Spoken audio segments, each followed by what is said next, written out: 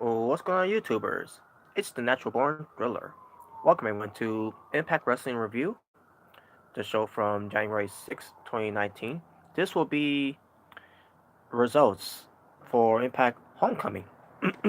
It took place back in January 6th, 2019, in Nashville, Tennessee, in the Asylum. So this was the Homecoming edition. Basically, they went back to where Impact Wrestling first started when it was called TNA. Just give me one moment. Yeah, let's go with this one. So yeah, they're going. They went back to the where it all began, and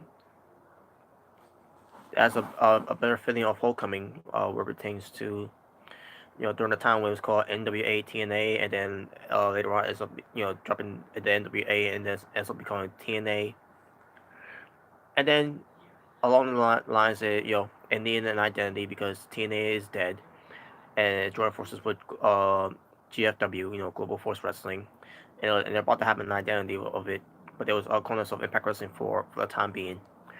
And then the whole thing will happen with Jeff Jarrett, the whole incident that he caused, um, no longer having business with GFW anymore, and they were just they were back to being called Impact Wrestling, and then and they didn't want to go back to being called TNA, which I think is I think they should have never dropped the whole TNA thing. They should never said that TNA is dead. They should have just went back to being called TNA.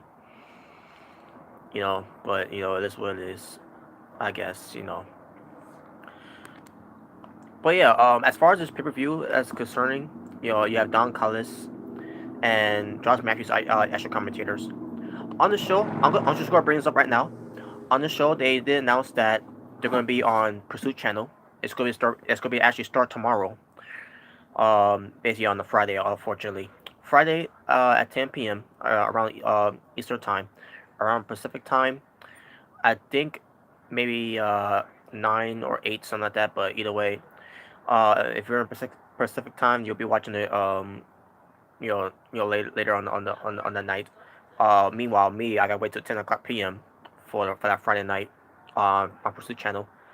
But there's also another thing too. They said it's not only gonna be on Pursuit Channel because for people that are gonna have an issue to watch Impact Wrestling every week on the Friday night now, they're gonna move it.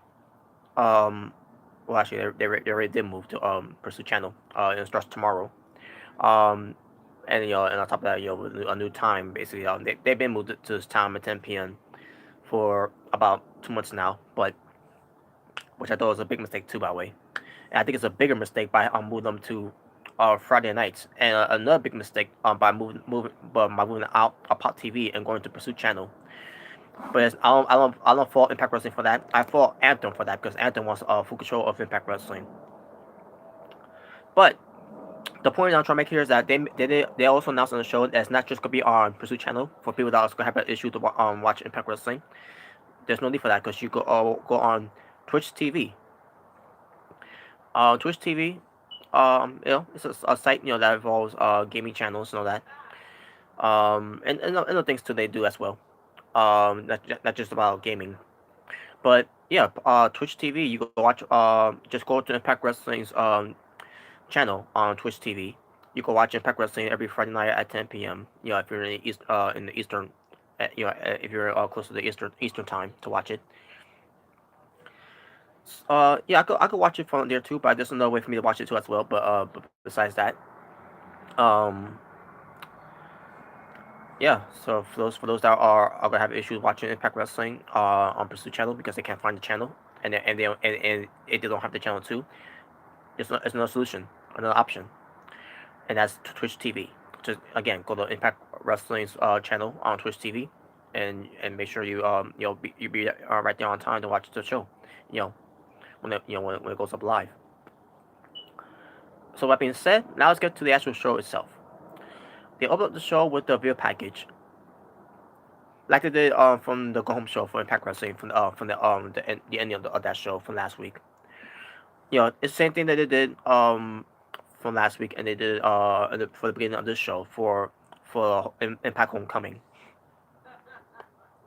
Alright, is my chat room open on something like that? Okay, it's this. I was making sure because last time I had it off. Maybe because of that live reaction I did too. But like I said before, what pertains to the whole video package for Homecoming, it was good. The way they produced it, the production of it, and the editing, and and then showing the past, and then the future. It was good. And I saw it here again, and again, I enjoy. It was so good when I saw it for the first time last week that I had to watch it again on the show again. So yeah, it was pretty damn good. And also, yeah, or should I say Johnny Impact, who was who's presenting this whole thing too as well. So there you go. Now it would have been nice when they open up the show. They would have done.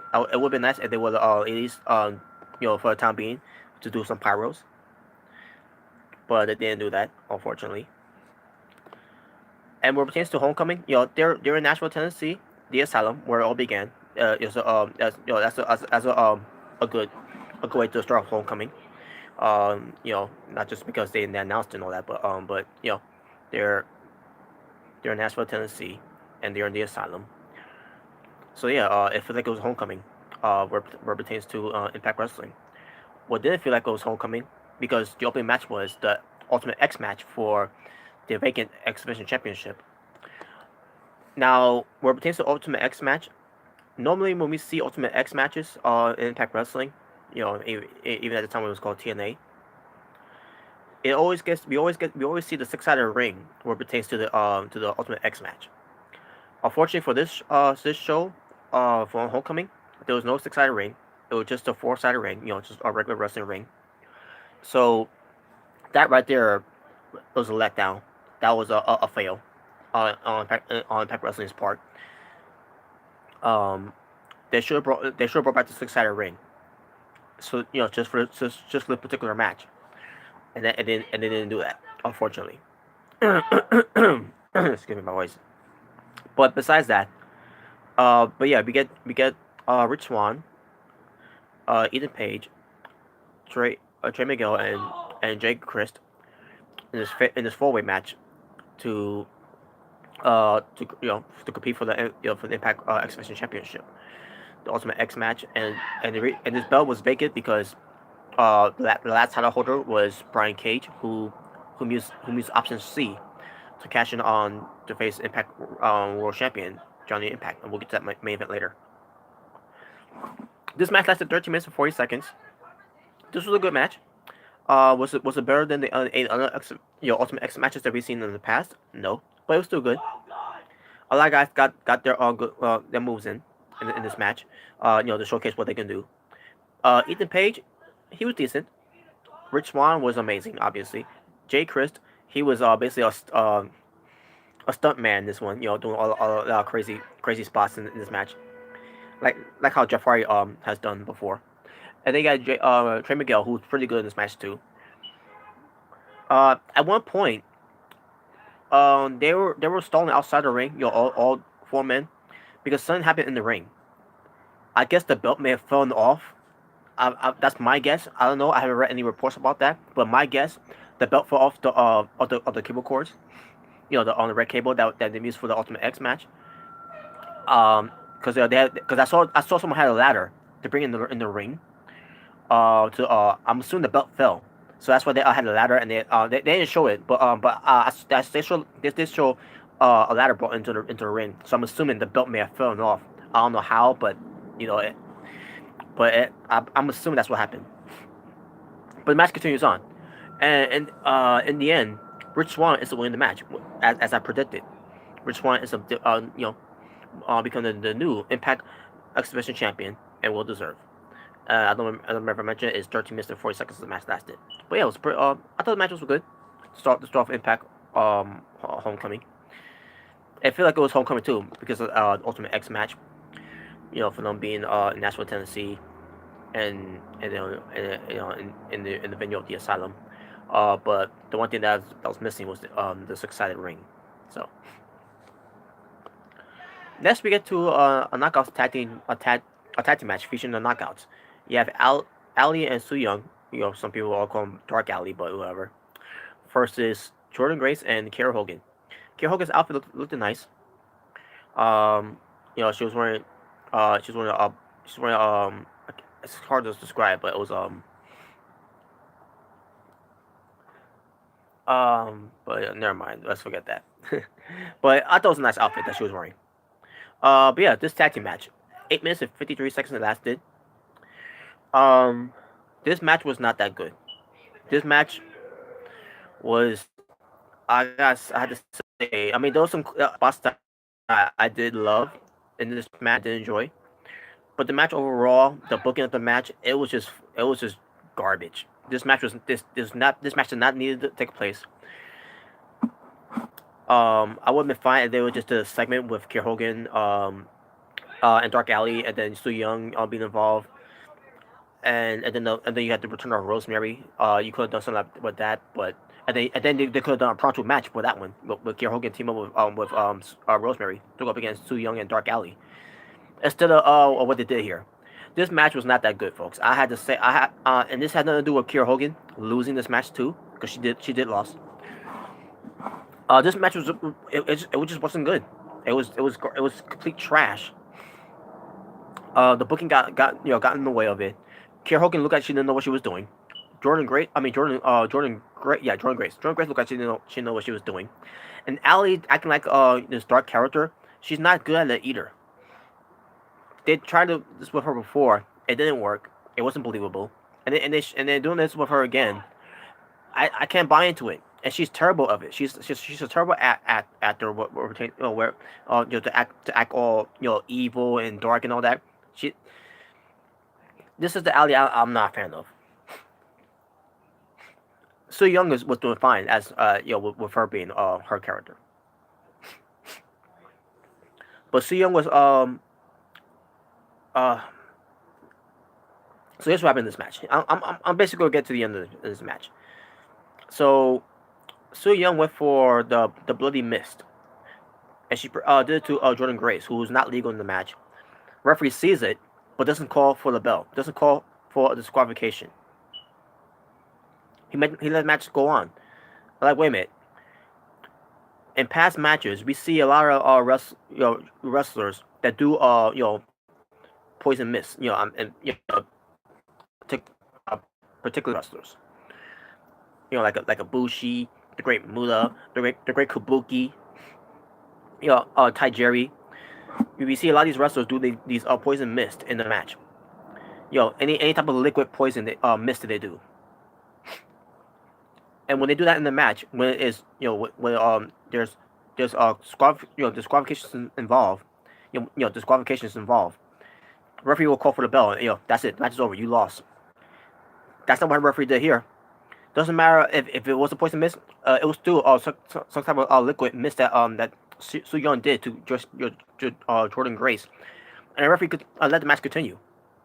So in a way, they protected Jordan Grace more than they did with Kier Hogan in this match, which pisses me off. So what happened in this match? Also, we get Su Young giving the bloody glove to give to Dark Alley. At this point, Kier Hogan wasn't going to recover, and jamming doing the memorable bloody claw onto Kier Hogan, and she lost due to technical submission. She didn't respond. She didn't tap out. She didn't say I quit. So you're probably saying but they still protected Kier Hogan. No, they didn't. She was not getting protected in this match at all. Other than what? Getting double teamed. That's the only thing that she got that happened. Double teams. Sometimes because Jordan Grace was getting held back by the referee and all that. This match was not this match did not need to be on the card. This match was garbage. And then after the match, Jordan Grace is who's nowhere to be found after that. Also, we get the undead bridesmaids of Su Young to bring out a coffin to put Kiera Hogan in there. But all of a sudden, they open up the coffin, and we get the return of Rosemary. So that's a positive right there. Finally, the return of Rosemary. And they see Dark Alley, shocked and surprised that Rosemary has returned. Rosemary fights off the other bridesmaids, takes out Su Young, gets in the ring to confront Dark Alley. Was gonna put her hand on her head, and Dark Alley just just runs away. Walks, and then I don't know. I'm not liking this. I am not liking this now. I, I'm done with this now. I mean, it's great to see Rosemary back. That's a good home. That's another good homecoming positive there. Rosemary has finally returned. No, why they took him this long to find to bring her back? I don't know. You know, but she's back now. And by the way, she looks pretty thick. Yeah, she gained some weight, and she makes sure she's got and she makes sure she's wanted to look a lot more thicker. So yeah, I enjoyed that part too. Um,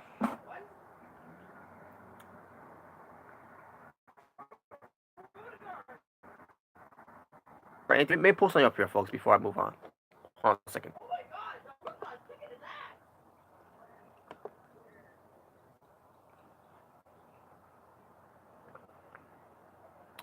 My apologies here, folks. I just gotta do something here. I gotta bring this up. You know, it has something to do it has something to do with this show. So um, just give me one moment.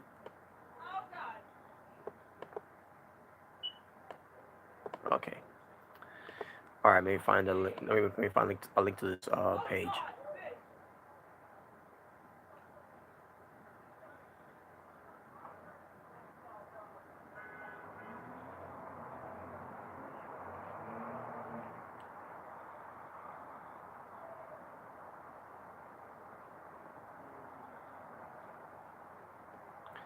All right, wrong one. I thought I had the right one, but apparently I didn't. Okay. Let me see. Where is it? Okay. Let me go in here. All right. Get this one. Open up new tab. Again, I apologize, folks. I should have this ready too, by the way. But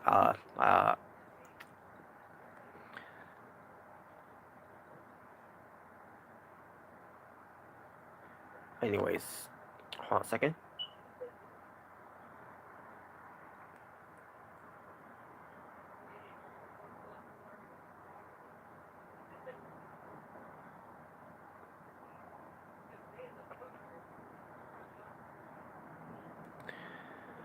But yeah, while looking for that, folks, let me just continue on. Next, we get to the Falls Count Anywhere match between Eddie Edwards versus Moose. It lasted 13 minutes and 20 seconds. This match started off with Eddie Edwards attacking Moose from behind, and they start fighting, around the ring. They start fighting into the crowd. They basically fall all over the place of the asylum. You know, and the match was good. No surprise there. Eddie Edwards and Moose always delivers their matches. So yeah, it was pretty damn good. Hey, weapons involved obviously. Kenny, that's Eddie Edwards' candlestick and all that. A steel guardrail was involved.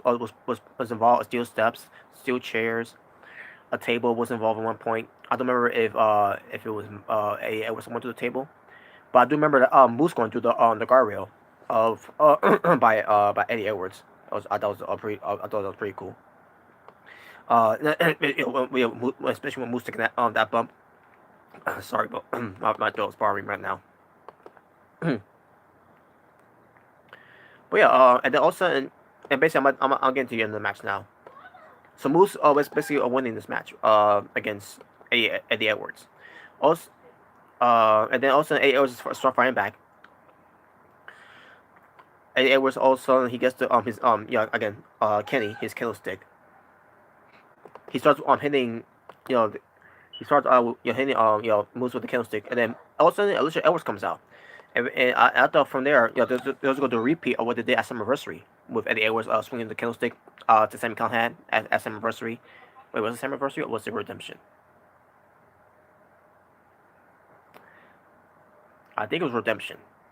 It was probably redemption because I remember Sammy Callahan had a match with Pentagon Jr. at Summerversary. So yeah, I'm assuming it was redemption.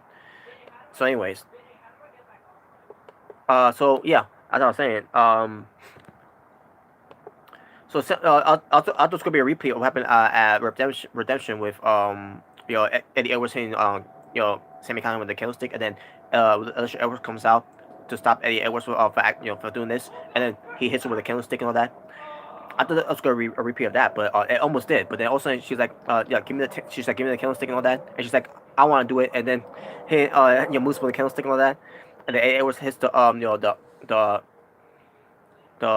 the DT with hooking the one arm and hits it, and I'm like, wow, I like, okay, I enjoy that, but I wish they could have done more with this match, namely because of Raven's involvement, for having Eddie Edwards getting out of that loony bin that he was in, that Moose on got him in, or Alicia Edwards got him in. So I think can't remember which of the two that did it, but anyways, yeah. But yeah, 8 hours ends up winning the match. Referee so. I want him to win anyways, and he did, and good for him. Um, yeah. Again, I thought it was a good match.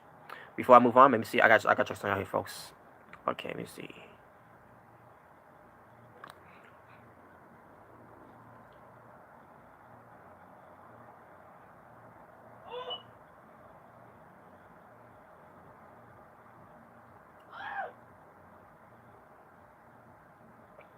I can't find it. Maybe I went to the wrong link here. Hold on a second. Let me just double check something here. I thought it'll take me to that link, but no, apparently not. Basically, I'm looking for promos that was cut on the show here, and I don't see it.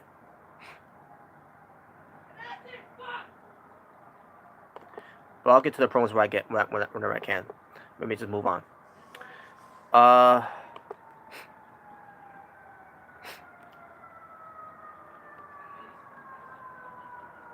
So next we get to Sammy Callahan versus Willie Mack. Sammy Callahan was being accompanied by Dave Christ. Match lasted 10 minutes and 15 seconds. Match was pretty good. Sammy Callahan and Willie Mack, they had matches before, and this was no better. This was a pretty good match. Also you got Dave Christ involvement in the match, where Willie Mack was taking him out at one point or a couple of times because Dave Christ kept getting involved. But nevertheless, the match still ends up being pretty good. So Sammy Callahan was trying to put away Willie Mack about twice in the match, from the end of the match, and then Willie Mack is kicking out at one every time because he's showing some second win or comeback or whatever, and it lasted for a little while until Sammy Callahan finally gets the win with a pile driver onto Willie Mack. Yeah, so you win those matches with Sammy Callahan, and again, it was a pretty good match. And there you go. Now, before I get any further, let me just go to another link here, folks. And again, I apologize. I gotta pull it up. Like it's very important to pull it up here. Because I'm about to do. I'm also gonna let you know about the whole new format I'm gonna be doing, what pertains to covering special events or pay-per-views. Either way.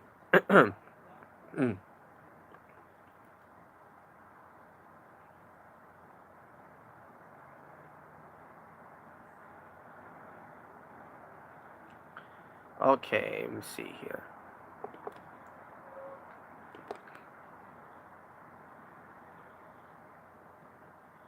Oh, here we go.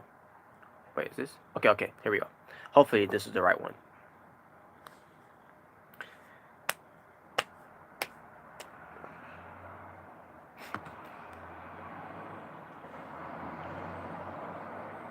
Hopefully they give me the full results here.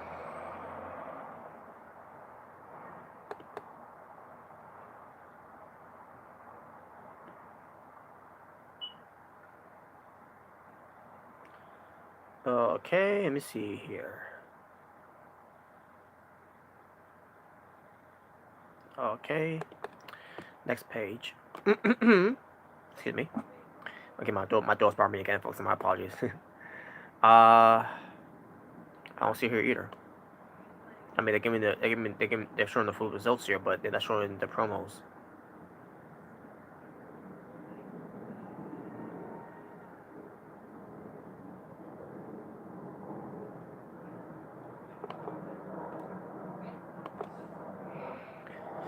Well, I don't see it there either. That's disappointing.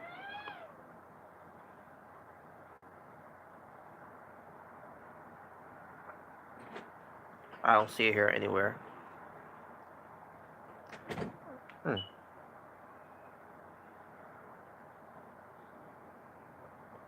Yeah, I was just looking at something there, folks. My apologies. Um.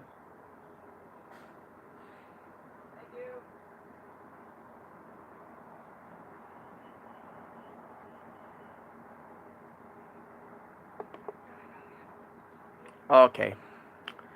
Whatever, folks. But basically, let me just bring it up right now.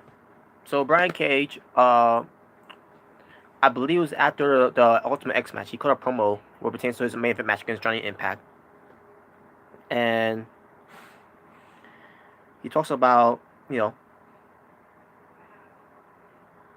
he has a miss. He had to miss his birth of his daughter, miss something about with his wife, something like that. Mr. Santos, by the way. He had missed some he had to miss something where it pertains to where he wants to be, because he wants to be world champion, and that's basically sacrificing everything that he wants to do right now to get to this point to be world champion, including sacrificing the X Division Championship title, with the whole option C thing. And yeah, I thought it was a decent promo from Brian Cage. No else to say about it. I thought it was decent. And then we got one with Sammy Callahan. Hold on a second. Fine. Let me get to this. I didn't write it down, by the way, folks. It's just for your assuming while I'm looking at this. Um, and then we got Sammy Callahan cutting a promo, where it pertains to William Mack about the whole thing. You should listen to Rich Swann, because Rich Swann was trying to warn you about the type of person that I am. Basically, Sammy Callahan is, because he's been down that road and all that, and blah blah blah. And he knows guys like that. Like Sammy Callahan, and yeah. And that led to the match. That. So I thought it was a pretty good promo. Excuse me. I thought it was a pretty good promo by Sammy Callahan when he said that. And then we get to a promo from Eli Drake about, he's basically backstage. He says this is where where Abyss was first discovered. Where it all began. At the on the venue of the Asylum. Uh, and he's being interviewed by Mackenzie Mitchell. Yeah, and Mackenzie Mitchell was interviewing Brian Cage at one point, interviewing Eli Drake. I'll get to a horseshoe interview too. And Eli Drake talks about, he's gonna end legacy, whoever that end the the career and all that of the Monster Abyss. He said this is where it all began. This is where it's gonna end and everything. I don't remember what else he said. I'm trying to find the notes here, but I can't find it. Like, whatever. But I thought it was a pretty good promo from Eli Drake. It was one of his obviously he did the he cut the best promo on that show, than anyone else on there. Not to take away anything away from Conan or Killer Cross or Sammy Callahan. I'll get to those two later. But I thought that was a pretty good promo from Eli Drake. And then we get to the match between Eli Drake versus the Monster Abyss in this Monsters Ball match. I guess you could say also the Monsters Ball match is also another addition for Homecoming. However, as far as the Monster Abyss, they got the theme music right. The theme music of the Monster Abyss, they got that right. But the mask, that was a fail. I was expecting the original mask, the first ever original mask of the Monster Abyss, and we didn't get that. That was a fail. We still got that disgusting dumbass mask that he wears. And I tried to get used to before, folks, but I can't. I just can't. It's garbage. That mask is fucking garbage. I miss his old mask. I miss the old Monster Abyss. But that's a 12 minutes and 15 seconds. Match itself, wasn't anything like the other Monsters Balls, but still pretty solid for what it was. Electric has his paddle. The Monster Abyss had Janice. They also brought a trash can, steel change, thousands of taxes. They didn't get the ball wire board, unfortunately. They got tables. I think they missed a steel chair at one point. Well, at least Electric. At least I think Electric did. Electric. He took the spot of the thumbtacks to his back. Ouch. Also, he took the ability outside the ring onto two tables, except for one of them didn't break. Uh, but he was right though. But it was still good. It was still good. It would have been better if both tables were broken. Um, Janice wasn't used in the match, but she was brought into the match. That 2x4 with nails sticking out. Remember what else happened. They did fall in the crowd too, by the way. I remember. Oh yeah, they missed the equipment case as a weapon. And finally, Electric, he's trying to beat the Monster Abyss, and then used the the was the paddle. I don't know why the paddle. He hits him with it, and it breaks, and also he pins the Monster Abyss and gets the win. I say to myself, that was not a good finish, but whatever. At least the match is over, you know. Just like. But yeah, the point is the point of this match is that the right guy won. Electric won the match, and that was good enough for me. Um.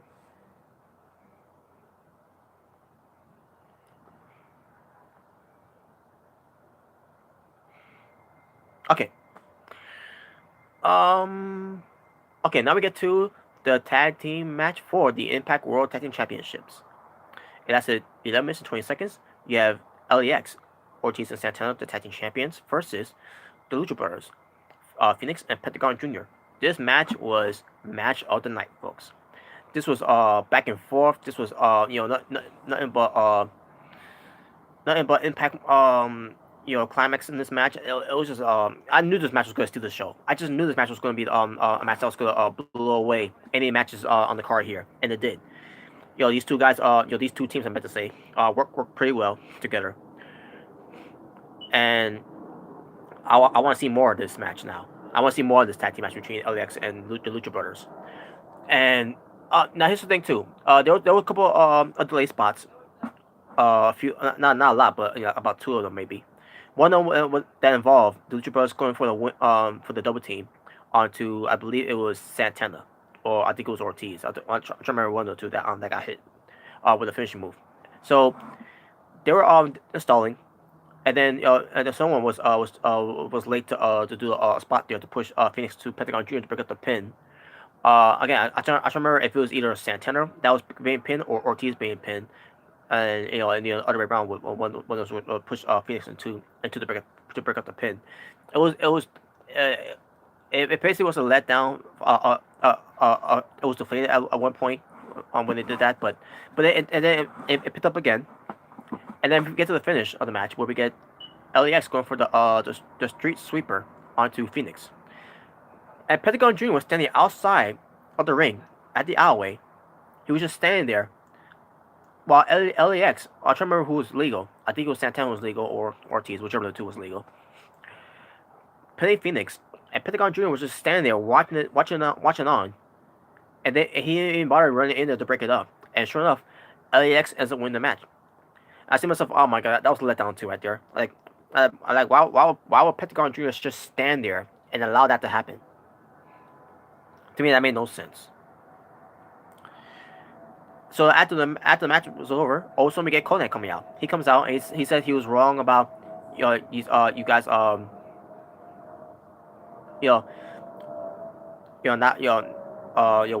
more pertains to having this not ready for this match and all that. And he says but he said he was right about one thing. He was right that this match was going to be a great match, and it was. And just and then he starts pumping the crowds up. Because this is homecoming, not National Tennessee, the Asylum. Where Impact Wrestling first all started and all that. And he's like hasta la muerte and all that. It's like, okay, that was a good promo there too. Good promo for Conan too, by the way. someone else tops this promo. But yeah, the match itself pretty damn good. I just wish they would have done more with this match too. By the way, for example, have the OGs come involved in this match too.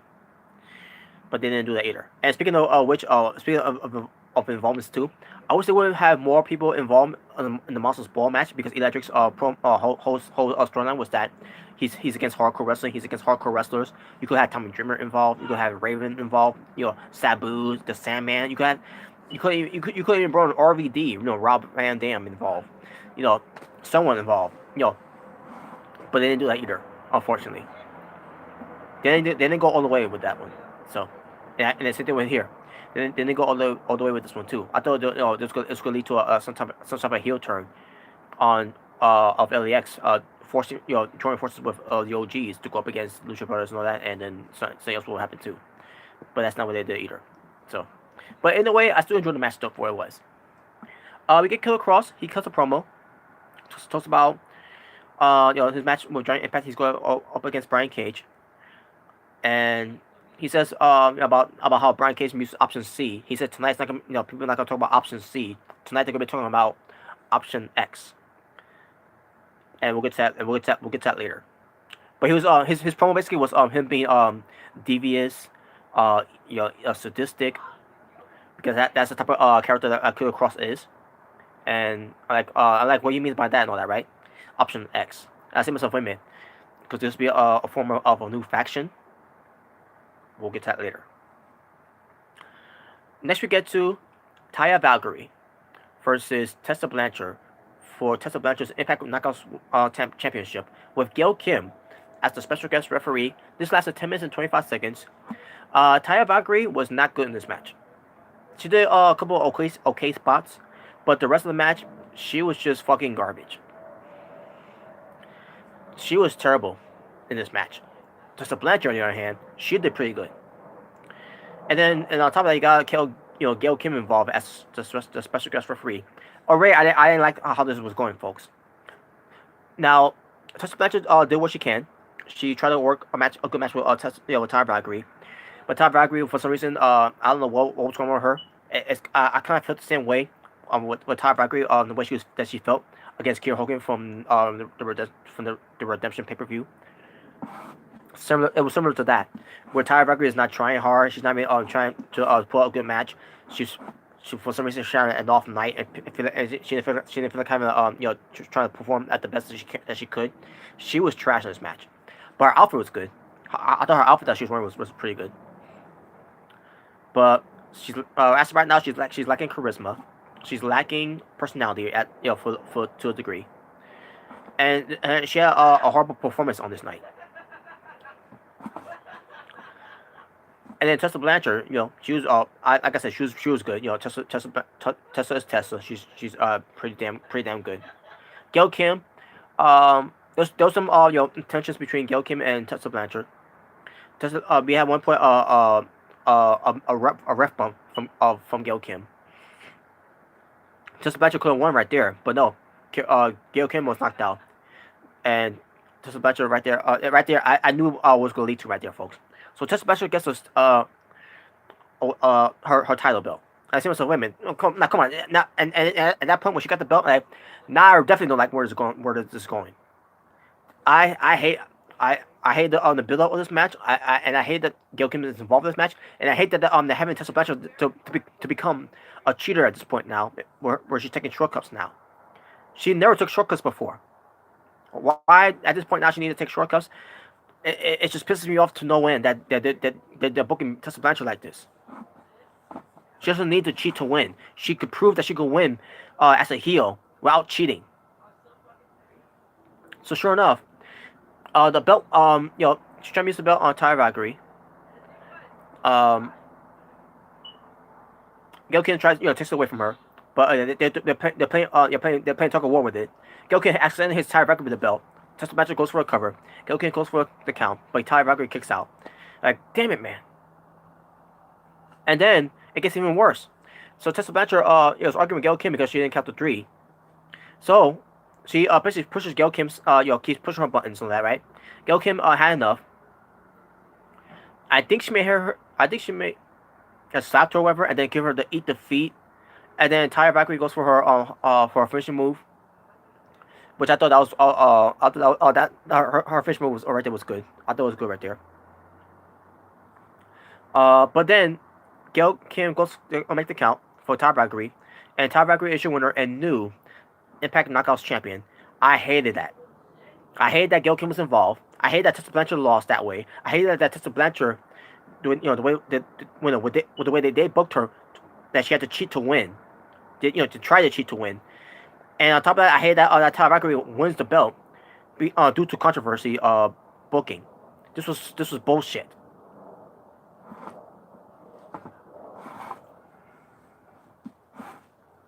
And we know why they did this too. And I'll get to that. I'll get to momentarily.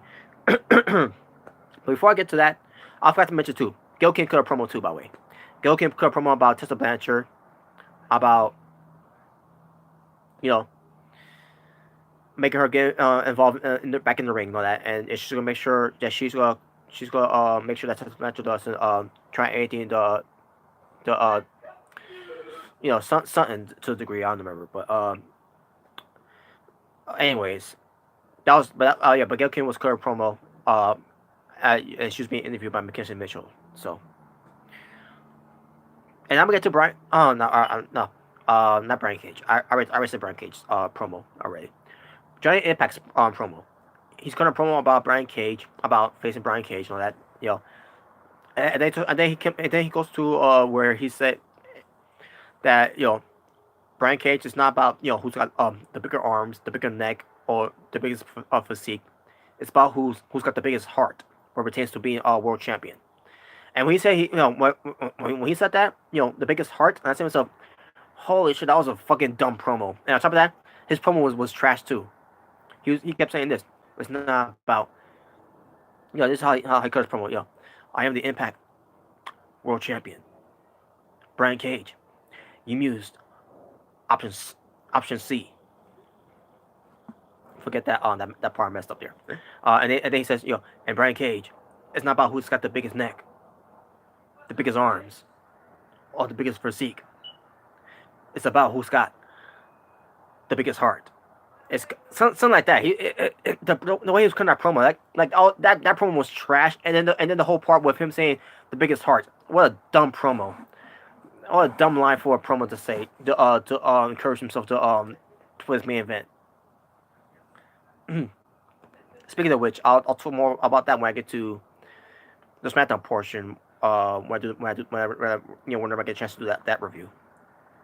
WWE SmackDown basically, but and it involves Mustafa Ali of what they did with him. But anyways, but that depends if I do bring it up. But anyways, so we get to this main event match for the Impact World Championship. 20 minutes and 15 seconds. 20 minutes and 15 seconds it lasted, the longest match on the card. Giant Impact defended against Brian Cage. This was a good match. This match, back and forth action, back and forth counters after counters. Brian Cage showing how strong he is. Giant Impact shows how quick he can be. And the one spot that Giant Impact did in the match was outside the ring, which that blew me away. Where he did the, how he in the ring he does he turns himself, he flips himself sideways to do the elbow drop, which he causes the Impact elbow. He did outside the ring, but instead of missing his elbow, he missed his knee. Like holy shit, that was pretty cool. He hit Brian Cage with it. It was a nice, well done move by Giant Impact there. So then, like I said, these guys are all going at it. They're going all out, and they're hitting they're on the signature moves on each other. Where look like it's gonna be over. One point, Giant Impact went for the Moonlight Drive twice, and Brian Cage kicks out. He went for the Starship Pain, which is the corkscrew split-legged moonsault, or the split-legged, and then he does the corkscrew and then the moonsault. But Brian Cage kicks out of that. That was Giant Impact's finishing move, and Brian Cage kicked out. Brian Cage did the F5, which I think they should call it the the T5, Terminator 5, my opinion. But Giant Impact kicks out. He tried to go for the weapon X. I think he did. I think he did hit it. But Giant Impact still kicked out of it. Because I remember Giant Impact countered it before, and then Brian Cage went for it again. I think he hit it this time, and then Giant Impact kicked out of it. So now let's get to the finish of the match. And he tried. And by the way, Brian Cage also trying to go for the drill claw. He did it too, but yeah, for the second time. But the first time he didn't get it because Giant Impact countered it. But the second time he did hit it, but before that happened, we get to a spot where Brian Cage is on the apron, and he was knocked out by Giant Impact off the apron onto to the guardrail where and these guys were spotted before earlier in the night. These guys from Survivors, because Giant Impact was on the show Survivors. In fact, let me bring up the what kind of Survivor show that was. I didn't watch the show Survivor, which is why I'm gonna go right now to see. Just give me one moment. It's very important to bring this up too, by the way, folks, because it was part of the show. Just give me one moment.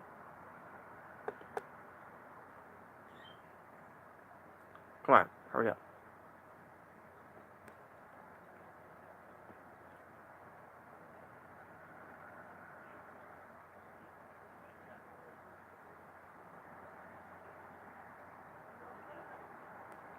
Just bear with me here, folks. I apologize. I had to bring this up.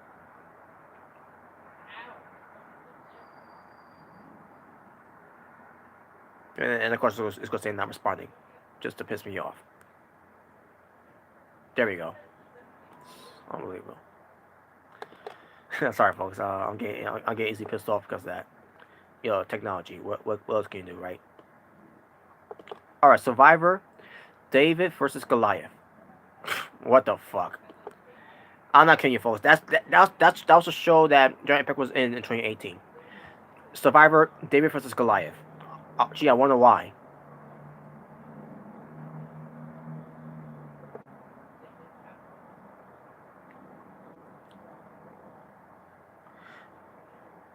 And I'm pretty sure not all of them was there. Not everybody was there. Just a couple of them. But they were there to support Giant Impact.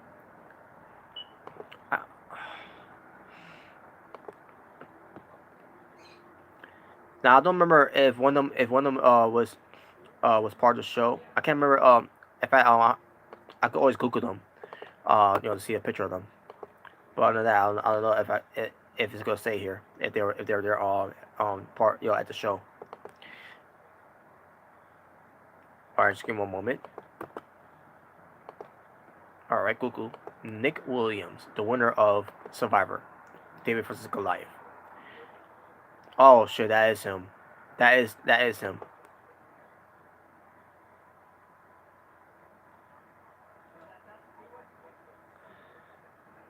Yep, that's him, alright. I remember that face. Let me see this other guy now, Mike White.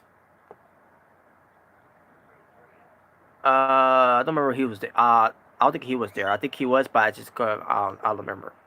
Let me see this. Let me see this. This is a girl's name, by the way. I remember some black dude there. That was also there too. I'm assuming he's also a Survivor as well. But let me check out this girl now.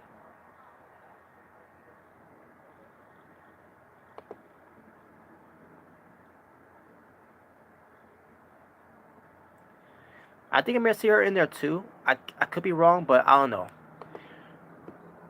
I don't know. I'm not gonna look at all of them up, by the way. I'm just gonna look up a few of them, especially this one dude that was pushed by Brian Cage in there.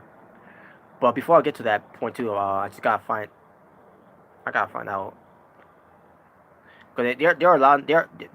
My God, these people are obviously there are no names, but still.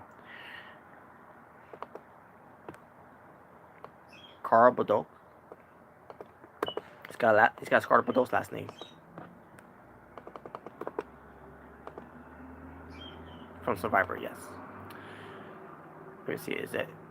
Nope. Oh, that was not him. He was not in. That was not him. Let me see this guy. All right. Survivor.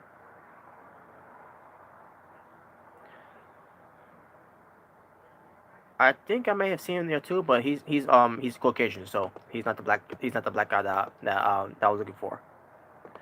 And he's not. he's not the guy I'm looking for. I meant to say.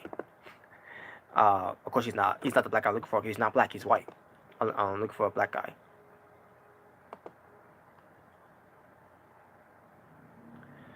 No, but I think I saw him there too. I don't remember if I saw him there that much either. But I'm trying to find this one dude that Brian Cage pushed. And I apologize, folks. I'm just trying to find this out here because I gotta bring this up.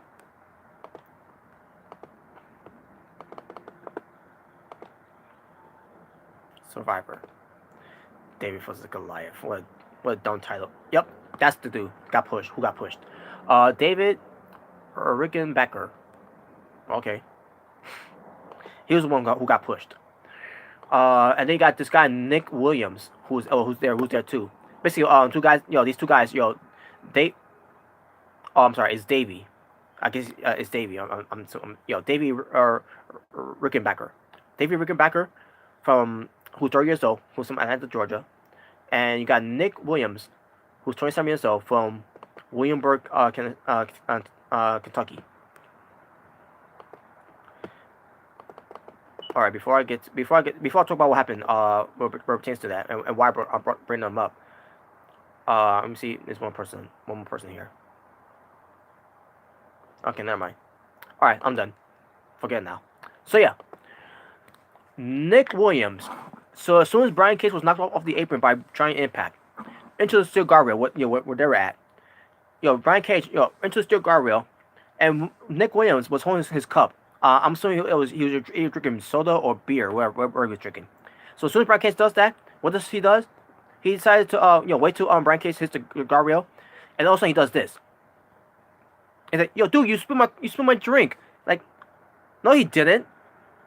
That was a terrible act. That was a terrible acting from Nick Williams. I don't know if you guys seen the pay-per-view. If you seen that main event, if you saw that spot, yeah, I know what I'm talking about. So for example, Brian Cage is coming towards the guardrail, doom, and then like, dude, you spilled my drink. That's how he acted. That was a horrible acting from Nick Williams, and this guy who won Survivor for 2018. And he acts like that. Acts like he had a brain fart for some reason. A delay. Act like Brian Cage spilled his drink. That's not what happened. And on top of that, he was about 2 feet away from him when he bumped into the steel guardrail. That was so fucking stupid. That was terrible booking on Impact Wrestling's part. Why was that even booked in the main event? I have no fucking idea. Oh yeah, I know, because Giant Impact, who's friends with these guys from the show, and then you got Davey Rickenbacker. He again in the face of Brian Cage, and then you got Nick Miller again. Nick Williams again. You spilled my drink, blah blah blah. Like this was terrible acting. And Brian Cage pushes on Davey. And then referees is trying to break it up and all that. Nick Williams is acting all pissed off. Probably horrible acting from Nick Williams. Davey was more of a better actor than Davey was. Davey was more of a better actor than Nick was.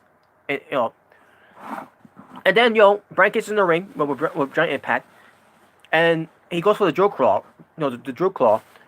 And Brian Cage could have won right there on Giant Impact. But instead, the referee was being distracted by these idiots, which Don Collins called them out by idiots. These idiots from Survivor. David versus Goliath.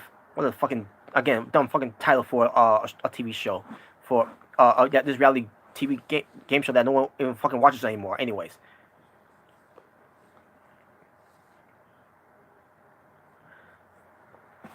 And and referees pay attention to them. This is fucking stupid. And then in the end, Brian Cage is getting Giant Impact to go for on the deadlift suplex into the ring. Giant Impact kept slipping, and then he botched the finish to go for a roll up on Brian Cage and wins. Giant Impact wins, retains the title. And I was gonna put this match over as the best match that could have beaten the tag team title match. But no, they decided to fuck it up with these Survivor idiots. And then on top of that, Giant Impact botches the finish. That was fucking terrible booking.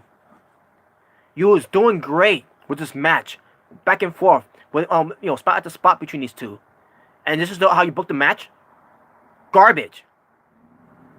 Not the match is not the match is garbage. The booking of that match the finish match of that match was fucking garbage. Fuck Survivor, that fucking dumbass TV show.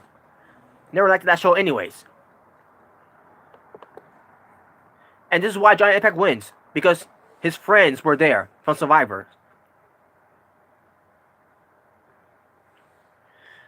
And then Ty Valkyrie, and then Brian Cage leaves, Ty Valkyrie comes into the ring, and they celebrate, because now they're champions in the company. Two couples are now champions in the couple, in the company. They should have been done this back in Bound for Glory. Why didn't do it at that time? I don't know. Maybe because what they did with Austin Aries, the whole book, the whole thing that he did. Maybe maybe it is to work. And that's why, and then maybe that's why that Ty Valkyrie didn't win. But they had to go the route where Tessa Blanchard had to cheat to win, which she didn't do anyways. She didn't cheat to win. She beat her fair and square at Bound for Glory. What the fuck were they thinking? What the fuck was this company thinking for doing that shit? You basically kill Brian Cage's momentum right there. And on top of that, you also killed Tessa Blanchard's momentum there too. And what's going to lead to with Tessa Blanchard? She's going to wrestle Gail Kim. Gail Kim's coming out of retirement. I don't want to see that. Gail Kim should not come out of retirement. Based on what they did there, that's what's going to happen. I don't care to see Gail Kim come out of retirement. She retired as the Knockouts champion 2 years ago at Bound for Glory. Was it 2 years ago?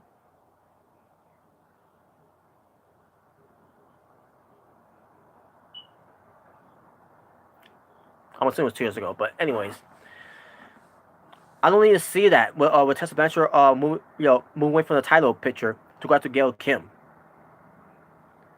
And what a shitty way to put the title on Ty Valkyrie too, when she was trashing that match. And then on top of that, the booking on this match, on the main event, Brian Cage losing that way, and then and also being screwed over by these idiots from Survivors. You basically killed the credibility options here.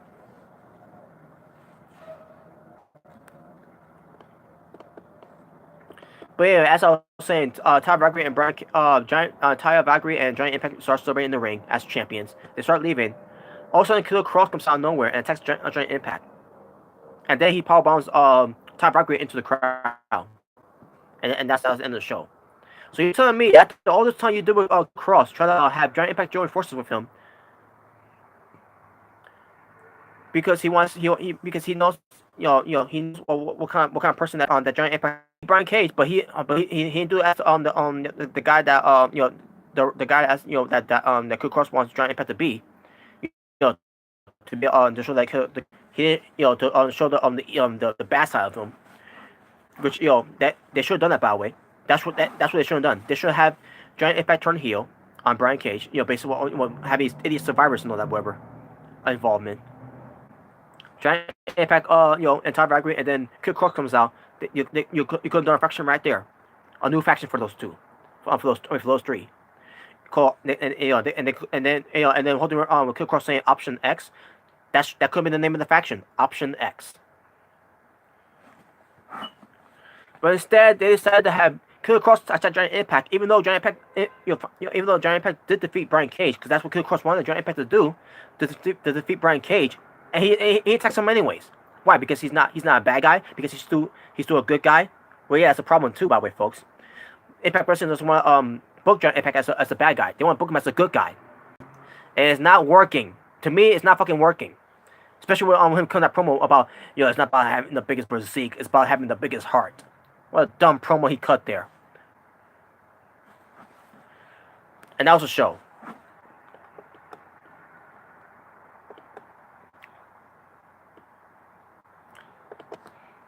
Now I'm about to do a different format, folks. What pertains to this. Um, top promos. The top promos for Impact Homecoming from the show. Eli Drake, number 1. Sami Callihan, number 2. Killer Cross, number 3. Conan, number 4. Brian Cage, number 5. So far, I got the top 5 for the best promo on the show. However, who didn't make it to the top 5? Gail Kim. But she gets an award for having a best promo, the least best promo, where it pertains to Giant Impact. So there you go. Yeah, Giant Impact is low of the food chain of promos. That promo I couldn't get I couldn't get beyond that promo that he cut. That was a dumbass promo. And on top of that, he can't cut a good promo anyways. I mean, he missed good promos before, in WWE and in Lucha Underground. But you tell me he's having trouble on current promos, promos that he has freedom to do a lot on Impact Wrestling. How the fuck is that possible? All right, the top matches. And you're gonna find out what my top 5 matches are. Here we go. World Tag Team Championship, 1. World Championship, 2. Sammy versus Willie, 3. Sami Callihan and Willie Mack. Falls Count Anywhere between Moose and Eddie Edwards, 5. So there you go. That's my top 5. And by the way, the World Tag Team titles, LAX versus Lucha Brothers, World Title, Giant Impact versus Brian Cage. But yeah, again, World Tag Team titles, 1. World Title, 2. Sami Callihan, Sami Callihan, Willie Mack, 3. Falls Count Anywhere, 4. Oh, I'm sorry. I didn't get to 5 yet. 5 that features Monsters Ball between Eli Drake and Abyss, not Moose. That was the Falls Count Anywhere match with Eddie Edwards. Monsters Ball is Electric and Abyss. So yeah, there's my top 5 matches for on the card there. My least favorite matches so far, that didn't make it to the top 5. Ultimate X, between Robert Swan, Ethan Page, Jay Christ, and Trey Miguel. Knockouts Championship, Ty Valkyrie and Tessa Blanchard. And the Knockouts Tag Team match, with Jordan Grace and Kiera Hogan versus Dark Alley and Su Young. So yeah, that match was garbage. Which is why that ends up being the low of the food chain. But hey, Ultimate X match I thought was better than these 2 matches, because the Knockouts title match was the way they booked that match. I didn't like it. With Gail Kim involvement and then Tyler Valkyrie not being good in that match at all. Top returns, which is only 1. Rosemary. Top entrances. Brian Cage. Why am I bringing him up? Because Brian Cage came out look like the Terminator.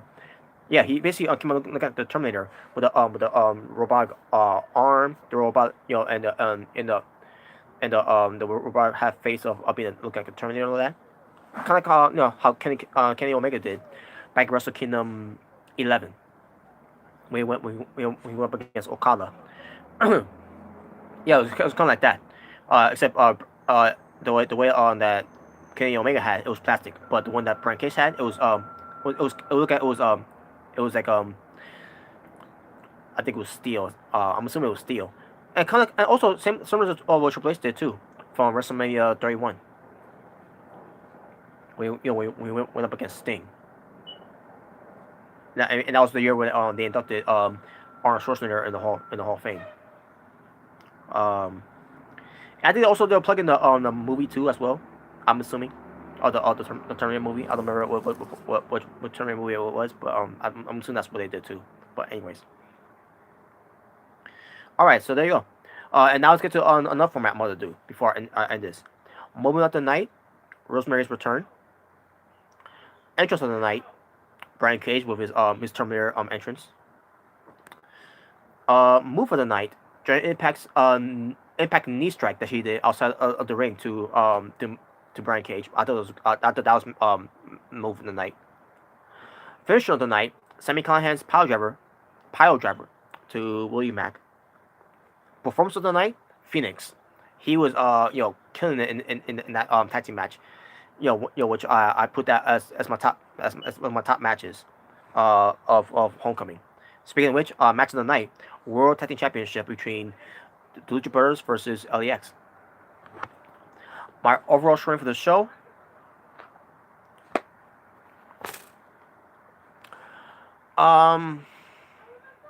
Folks, when I did the live reactions with with Mr. Rick and J21 on his channel, I give it a 5.5 out of 10. After and that's because I missed it on the first two matches. However, because I did see the two matches, now I'm gonna give 6 out of 10. 6 out of 10. I thought it was a good show. But they should have done more with this show. It's called Homecoming for a reason. You could have brought in some old school TNA rosters, NWA rosters, Impact Wrestling rosters, whatever, you could have done something big with this. Hell, I would have taken the return of Dixie Carter. Or at least, as much as I hate this guy, Vince Russo, the return of Vince Russo. I would taken that. Then get nothing. Other than what? Rosemary's Return, the return of Ultimate X, the return of Monsters Ball. I mean, you got Gail Kim there, but she wasn't wrestling. She was just a special guest referee. You got Abyss there, but we see Abyss every time, so that doesn't matter. Other than what? No, I can't get any other positive things here. There's nothing Homecoming about this one about other than them being back to Nashville, Tennessee for the first time in a long time, and back into the asylum. Other than that, there was nothing on the show basically screamed Homecoming, in my opinion. They didn't go all out with this. They didn't go all the way with this. They didn't even have the East a couple of East originals. EV2, that's how they said it too, by the way, to come out, for the Monsters Ball match. They did nothing. This whole thing of Homecoming, they did more build up for the Homecoming,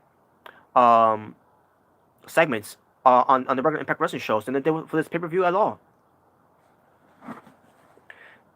They did more of the go home shows than this show, and I thought that was a letdown. I'm not saying the show was terrible. It was good, but they were doing this whole thing of promoting Homecoming, which was very overwhelming, and then we get to this part and it ends up being underwhelming. They didn't go all out with this, and I feel like they should have done that, and they didn't do it. So. That's my thoughts on it. Again, 6 out of 10, good show. They should have done better. If they would have done if they went all out with this whole Homecoming pay-per-view, I probably would give it an 8 or 9 out of 10. But I can't do that. 6 out of 10. So I'm gonna wrap up from there. Thank you all for watching. If this is your first time watching me, Natural Born Driller, please subscribe to me and have done so right now. If you enjoy this review, thumbs up or thumbs down, whichever you prefer. And with that being said, you all take care. I'll talk to you all soon. Maybe tomorrow, if I do my SmackDown review. And I need to do some catch up of NXT UK reviews. I gotta do my NXT review, which I haven't watched yet. My 205 Live review, which I haven't watched yet.